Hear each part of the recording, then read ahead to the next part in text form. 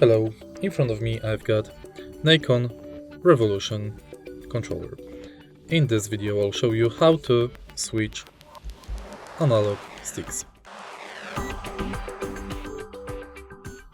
In this controller we can't switch full analog, but we can change those pads on the top.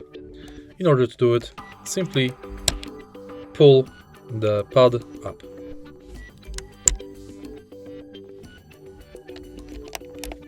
Next, push them inside.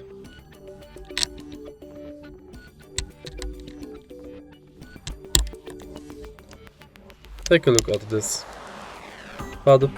Right here it's got this tiny plastic parts, so you have to make sure to put it in place correctly. If you find this video helpful, please leave like, comment and subscribe.